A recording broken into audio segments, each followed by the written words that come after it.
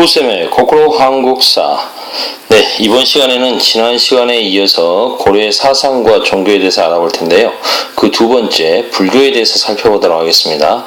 고려는 다 아시다시피 불교 국가입니다. 불교를 나라의 종교, 국교로 삼은 나라였죠.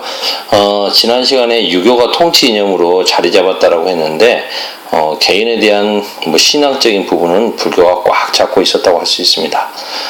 이 불교는 단순하게 개인의 그런 신앙뿐만이 아니라 국가의 그 사상 통합에도 적극 이용되었습니다. 건국 초부터 나라의 지원을 받으면서 발달을 했는데 태조 왕건은 이거 붓펜으로 돌려놔야겠구나. 태조 왕건은 아예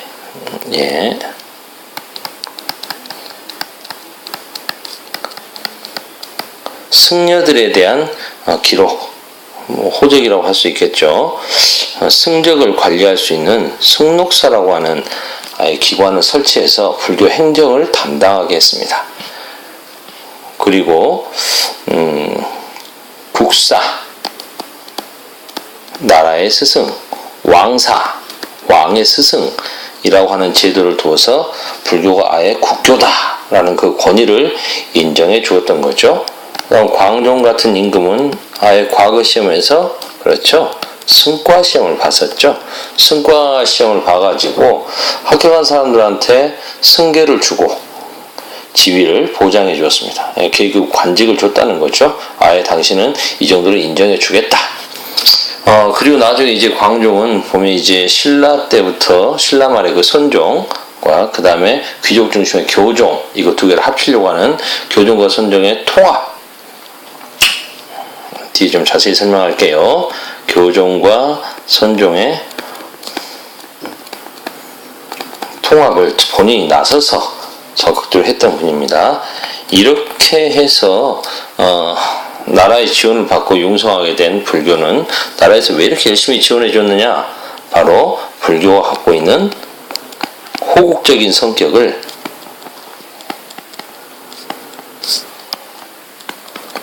국가의 사상 통합에 적극 이용하기 위해서였던 거죠. 그래서 개경에 거대한 절을 만들어 놓고 그 다음에 국가의 안녕과 왕의 장수를 비우는 법회도 열고, 그걸 아니라 몽골이 쳐들어왔을 때는 대장경을 만들어서 부처님의 힘으로, 불력으로 국가의 위기를 극복하려고 하고 나라의 망을 모으려고 했던 거죠. 그 다음에 이제 그러면 하나씩 좀 살펴볼까요? 먼저 교종과 선종의 통합을 위해서 왕들은 힘을 썼는데요. 그 대표적인 임금이 바로 그림 속의 광종입니다. 광종은 교종과 선종의 그러한 대립을 해결하고자 먼저 중국에서 법안종이라고 하는 종파를 수용해 옵니다. 수용해 와서 이 법안종을 중심으로 선종을 통합하고, 그 다음에 이 그림 속의 승려 균여, 고려 전기의 대표적인 승려입니다. 이름 정도는 알아두면 좋을 것 같고, 아마 국어 시간에 균여가 이렇게 지은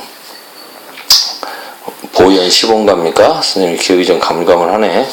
이런 그 향가로 유명한 분이죠. 국어 시간에도 가끔 배울 겁니다. 이 화엄종, 교종의 화엄종의 균여를 지원해서 이 균여가 화엄종을 중심으로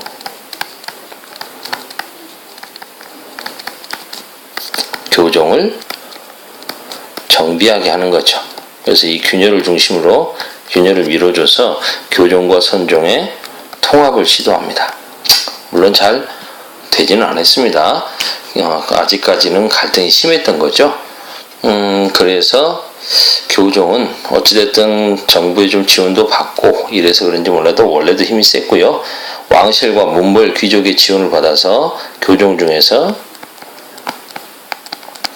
화엄종과 법상종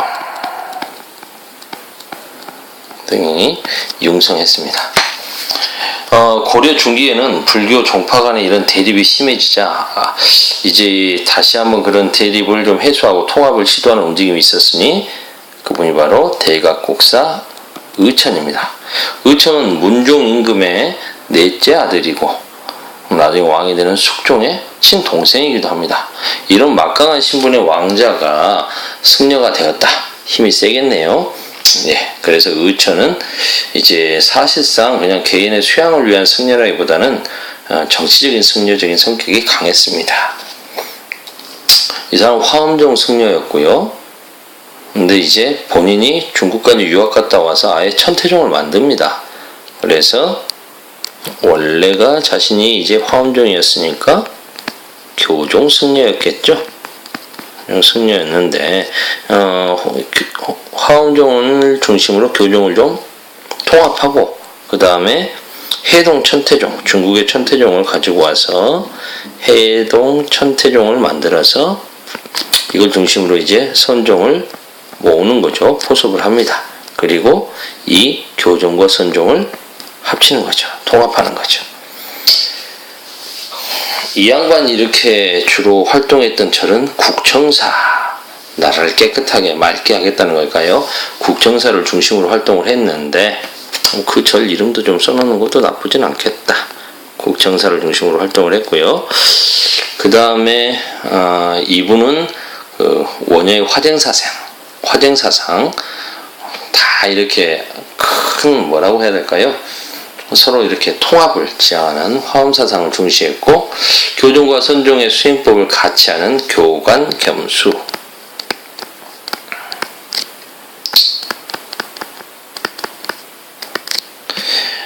그러니까 교종과 선종의 이야기를 다 이걸 또 해줘야 되나? 교종과 선종은 불교에서 깨달음을 이끌어내는 종교가 불교라면, 깨달음을 지향하는 게 불교라면 그 깨닫는 방법이 무엇이냐? 교리 공부를 통해서 깨달음을 얻을 것이냐? 아니면 실천적인 수행을 통해서 깨달음을 얻을 것이냐? 여기서 갈라지는 거죠. 그래서 열심히 교리 공부를 해서 깨달음을 얻는 것이 교종, 그 다음에 실천 수행으로 깨달음을 얻는 게 선종입니다. 그런데 이 의처는 이런 교리 공부와 그 다음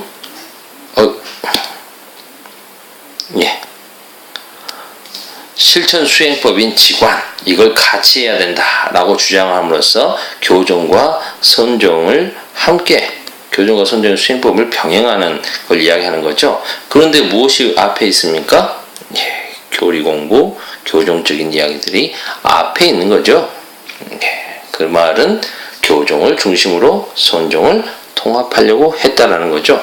왕자가 나서서 이렇게 하고 파워가 있습니다. 그래서 다 잘 됐지만 어느 정도 많은 선종 승려들이 천태종에 합류하면서 이제 어느 정도 성과를 거두는 것 같았지만 이 의천이 죽고 나니까 다시 분열돼서 귀족 중심의 불교가 여전히 지속됐습니다. 결국 그러니까 교종 중심으로 선종을 통합하려고 했던 의천의 노력은 의천 살아 생전에는 잘 되었으나 사후에 분열됨으로써 결과적으로 실패했다라는 거죠.